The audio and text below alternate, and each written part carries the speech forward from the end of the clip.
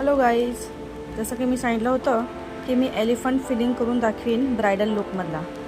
तर हा आहे एलिफंट आणि ह्याच्यामध्ये तुम्हाला एक टिप सांगावी लागेल मला की एलिफंट जर तुम्हाला आतून फील करायचं आहे, एलिफंटची बॉडी जर तुम्हाला फील करायची आहे तर त्याची बाहेरची डिझाईन ही नेहमी लाईट असली पाहिजे. का तर आपली डिझाईनवर फोकस काय आहे? एलिफंट, बरोबर. आपलं एलिफंट नीट दिसला पाहिजे ना आतावर.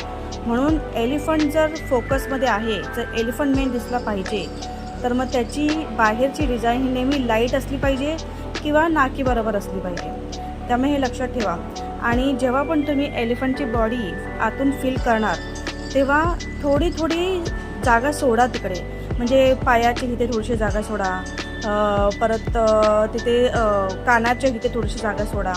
तेव्हा कसे त्या गोष्टी बरोबर दिसतील. जसं कान आहे, पाय आहे, त्याची शेपटी आहे, ह्या गोष्टी. आणि जसं मी डोळ्याच्या भोवती पण एक राऊंड सोडलेला आहे, तर ह्या गोष्टी दिसल्या पाहिजेत. पण त्याची सोंडेच्या नंतर शिंग आहे, एलिफंटचं शिंग आहे, ते पण मी लाईट ठेवलेलं आहे.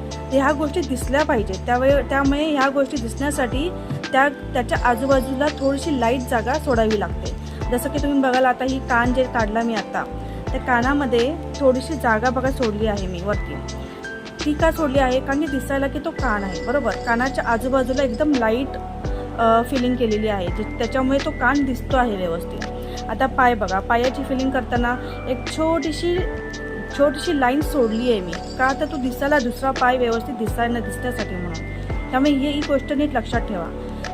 एलिफंटचे कान, डोळे, त्याची शिंग, त्याची शेपटी किंवा त्याची सोंड, त्याचे पाय, हे सगळ्या व्यवस्थित दिसल्या पाहिजेत. दिसण्यासाठी थोडी थोडी जागा आतमध्ये बॉडी फील करताना थोडी थोडी जागा सोडायची, हे लक्षात ठेवा. आणि जर एलिफंटची बॉडी जर तुम्ही फील करत असाल तर त्याची बाहेरची डिझाईन ही नेहमी लाईट असली पाहिजे किंवा नाके बरोबर असली पाहिजे. तेव्हा तो एलिफंट व्यवस्थित दिसणार. जर तुम्हाला माझा व्हिडिओ आवडत असेल तर व्हिडिओला लाईक, शेअर आणि सबस्क्राईब नक्की करा. आणि थँक्यू माझा व्हिडिओ बघण्यासाठी. Thank you so much.